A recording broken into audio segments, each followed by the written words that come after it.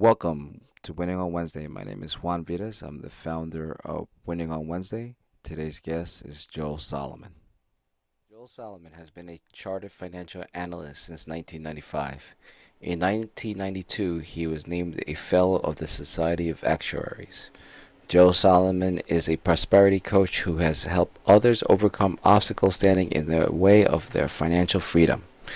In 2021, Joe published a personal money management bestseller, Infinite Love and Money, with Mollie Singh.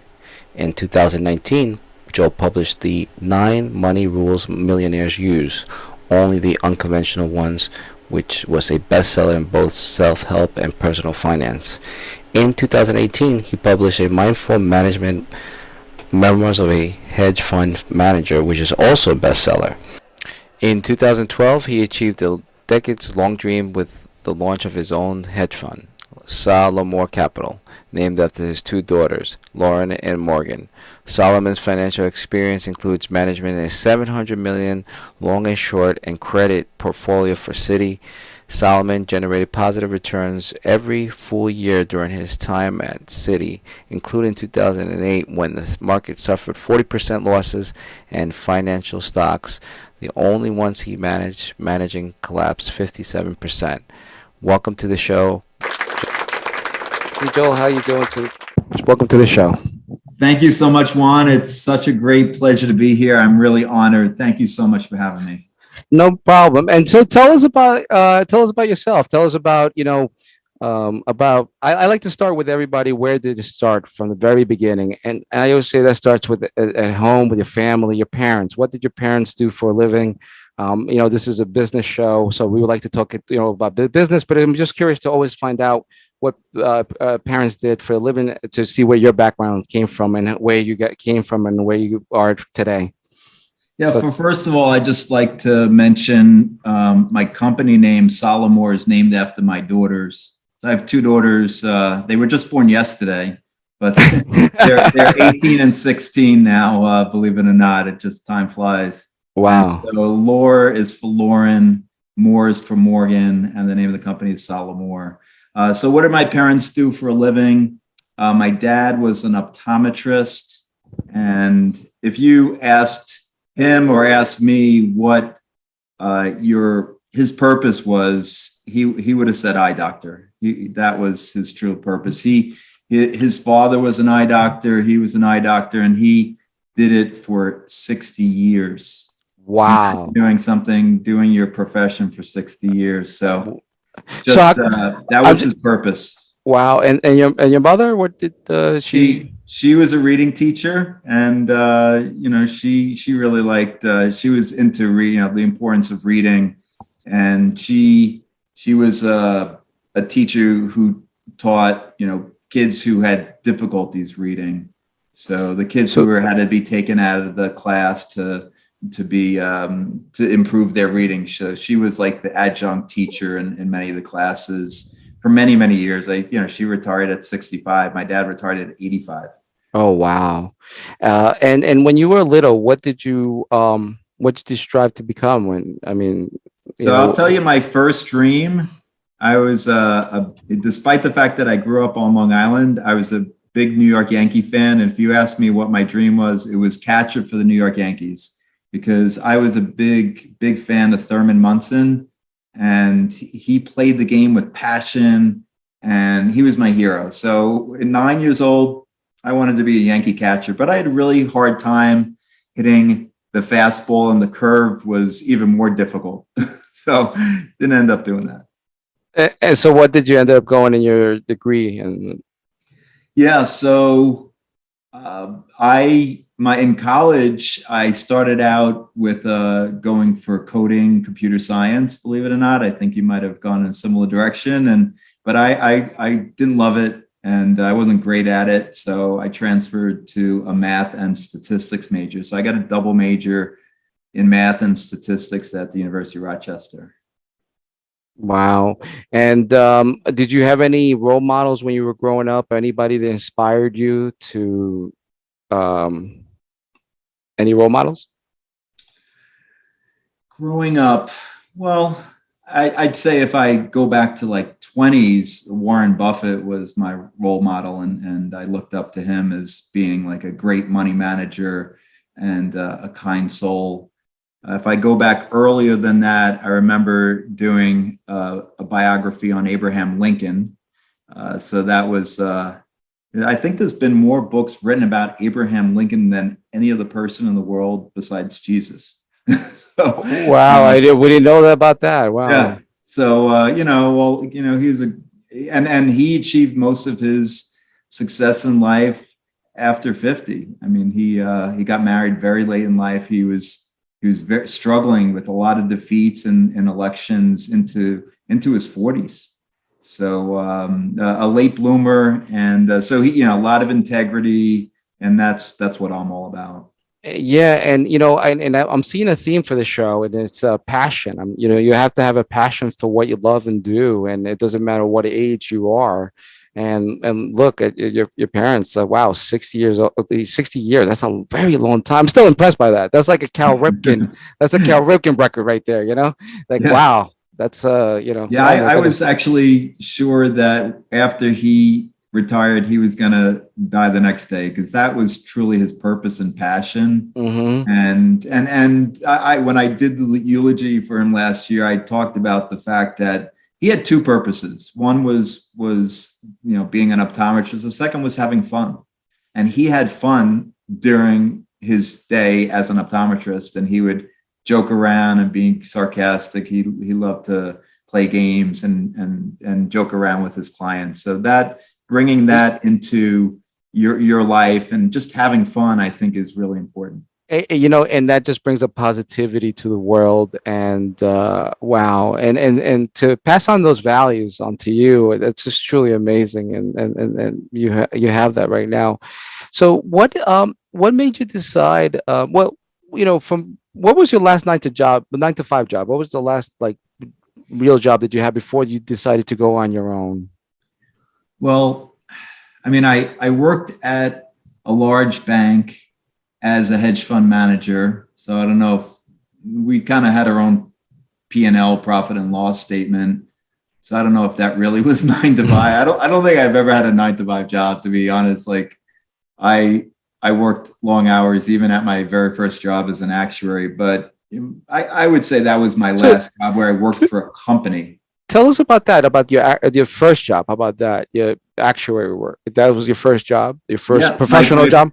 Yes. So maybe some listeners know the difference between an actuary and an accountant. I say an actuary looks at his feet when he talks to you, and an accountant looks at your feet when they talk to you.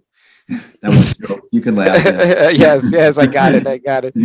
Okay. So, but what an actuary does is he'll calculate the premiums you have to pay for your life insurance, or health insurance, or car insurance, or home insurance. Yeah, a lot of statistics. I always saw actuaries as forecasters, as weather forecasters, is telling you the weather, if it's going to be hot or cold out there with your numbers. So that's how I always seen actuaries. Actually, I have a very good friend who I went to school with. He's an actuary, and he teaches in National Community College, actually. So it's really interesting about that. Yeah, a lot of statistics, a lot of calculus and math, and some actuaries calculate, predict how long you're going to live. Yeah, isn't that crazy? And I got to tell you something, me being in the tech world, I didn't realize how important about the numbers and data are, statistics and data is how important that is. And it's just, I'm always amazed by these numbers and data. So, absolutely. And so when you went on your own, were you nervous, scared? I mean, when you went on your own, you decided to leave your regular job and just decided to go on your own, is that you didn't have any fear or nothing like that, right? Or did you? Any thoughts on that? Great question, Juan. I guess so. When I was working at this large bank, and there was a law passed that said that banks can't own hedge funds. I was managing a hedge fund, and so we all got laid off. So I really had no choice. Although to be completely open with listeners, I did start looking for other jobs. And believe it or not, even though I made money in 2008 and 2009 and 2010, when I was laid off, I had a hard time finding a job. And I realized that maybe it was a sign that I was supposed to go out on my own.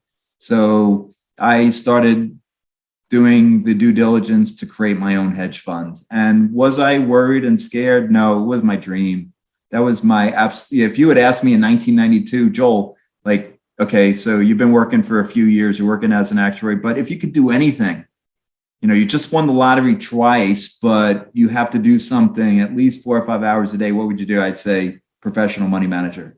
So it took me 20 years to do it, but I achieved my dream and I raised money. I talked to all the insurance companies that I was investing in at the large bank. And, one of them ultimately decided to give me money and I was off to the races. So no, really wasn't nervous or scared, but I will provide, when we talk about the golden nugget in a few minutes, I'll provide you with the golden nugget. Yeah, no worries, no worries. Tease it a little bit right now, but yeah. But it's very interesting. I guess I'm guessing the reason why you were not nervous is because you already had the passion and drive. When you have a passion and drive, there is no, like, it's like you're fearless, because you have a passion, you enjoy what you do, and there's no, I always say, you have to enjoy what you do, because then you never work for a day in life.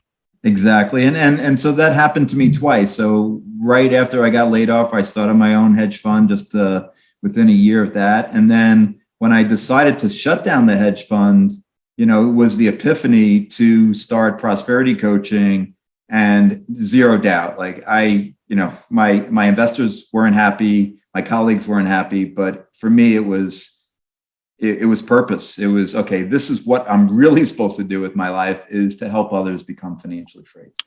So as you mentioned it earlier before, this is the segment that we like to leave the golden nugget piece. And this is where a piece of information we like to share that would help business owners or other people to become better business persons. So is there any information that you would like to give, leave back, or let us know? Yeah. So Juan, for me, the biggest part of what I teach is mindset, money mindset. And both when I was about to start my hedge fund and when I was to start my prosperity coaching business, there were a lot of people outside of me giving me doubt. So when I was an actuary, people said, Joel, you can't be a professional money manager. When I wanted to start coaching, they said, Joel, you have no experience coaching. So my golden nugget is hashtag doubt the doubt. Have faith in your dreams and desires. And I know it sounds, kind of cliche, but it's absolutely true. If you have faith in your doubt, then you're not going to achieve your dreams. But have faith in your dreams. So doubt your doubt. And whenever you start doubting yourself, there's specific techniques you can use to overcome that doubt. We can get into that if you're interested. Well, thank you for that information. That's been very great. The other thing I wanted to ask you is have you have any achievements that you've done that you'd like to share with us, to our listeners, that at this point, as you've accomplished a lot so far, and by the way, I noticed that you travel a lot. I know you went to Egypt, and all these other places. Is there other achievements that you'd like to share to our listeners? For me, the biggest achievement, believe it or not, and it's very personal, is my biggest fear in life was public speaking up until 6 years ago in 2016. And I overcame that fear by joining Toastmasters in January 2017. And for me, my biggest achievement was just a few months later, on March 4th of 2017, when my oldest daughter, Lauren, was bat mitzvahed, and I was able to speak in front of the 200 people who attended, and of course, Lauren, and was able to speak about her and her amazing manifestations, her amazing first 13 years in front of those people for 17 minutes without any note cards. And I'm so grateful for Toastmasters for teaching me how to speak, and without any index cards, without any notes. And for me, that is, and I went on to be able to speak at my other daughter's bar mitzvahs as well. But for me, that was a huge, huge achievement. Well, what do I say? Mazel tov, right? But listen, I don't know how you memorize all those prayers, because I went to my friend's daughter's bar mitzvah, and I got to give it to you, those prayers in Hebrew. Oh my goodness, I don't know how you do it. You have to pronounce every single word, and I was truly impressed by that when I was hearing the prayers from my friend's daughter, that she turned 13 as well, and I was just blown away. It's amazing what you can do at 13, right? yeah, exactly. I don't know. So at least at 13, I had the book in front of me, right? And I didn't have to memorize things. But very amazing. Joel, you could have fooled me. I didn't know that you were scared of public speaking. I think all of us. I mean, I am still scared, believe it or not. You believe it or not. And I ran for office. I ran for public office. And I remember, even every time I get on stage, even till this day, even till I even do the wow, talking to 60 people, I still get nervous, believe it or not. But it's only a slight seconds. But once you go into that program, it's like autopilot. It's like I don't even think about it. It's like, it's really interesting. I get hypnotized. It's just this programmed. It's like you are so conditioned of saying the same thing over and over, that it's just preconditioned. It's like I always say, like, it's a comedian. You ever gone to see a comedy show? Yes. And the same comedians uses the same skit over and over, and it's like, after a while, it's like, okay, we get your jokes now, but you got to get the material. Right. But I'm that guy. But I'm more of a consistent. But so I wanted to ask you. You've been tell us about WOW. I mean, you've been coming to WOW now for a while now.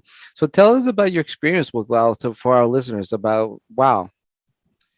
Yeah, WOW works. It's been 2 years, and it's very important to do the one-on-one meetings, the follow-ups with individuals. For me, there's been so much benefit. It's benefited my business, as you know, Juan, as part of my Money Miracles membership that I started in September of 2021. About 25% of the members are WOW members, which is really mind-blowing. The first course I did online in September of 2021, it was called Infinite Peace and Prosperity. It still is. It's a 9-week course based on my book, The 9 Money Rules Millionaires Use. And I'd say 8 out of the 15 people who attended were WOW members. And it was really amazing to, that has continued. And I don't know why. They're my biggest fans. They show up. They show up to all the calls there and the postings. And like there's one guy, Jan Hernstad in WOW, that he comments or likes every single post. Like, wherever I am, I'm like, Jen, you're just like such the kindest soul ever. I mean, he's just, and they're just, it's just a great group of people. And we got to get Jan on the show as well. We'll get him as well. But he's a good person. And we have a lot of great people on the networking group. And I always say it's about consistency. Consistency is key. And the fact that we see each other, talk to each other on a frequent basis, it builds trust. And it's always about starting friendship. And then from friendship, it starts trust. And then finally business at the end, because you want to do business with people you like and trust. Absolutely. And look, to be open with you, I've had some nice friendships that have been established from WOW. Marcelina Kadish, she actually helped me sell my mom's house. She's a member of the membership. Wow. And we've become nice friends over the last couple of years, and it's just nice that way. Yeah, and we have a wonderful story that we can share. You go winningonwednesday.com and you click on the blog, and you can read the story of Joel Salomon and Marcelina, which is great. And thank you for that, Joel. That was a great story, by the way. So you can hear it and listen to and listen and hear, because we'll put the podcast there show as well. Joel, what is the best way to contact you? Yeah, you can contact me on my website, salamour.com. Again, named after my daughter. So it's SALEURMOR.com. I'm really excited. We got the membership starting up again, Money Miracles membership. As I mentioned, a lot of WOW members in it. Great group of people who are supporting each other to create money miracles. Okay. And one more time for the website again. Salomon.com. So it's SALAURMOR.com. Salomon. Okay, excellent, Joel. Well, thank you so much for this. It's been great. Thank you again for being and coming for our show. My pleasure, Juan. This has been awesome. I so appreciate you. Thank you for everything you do. You got it.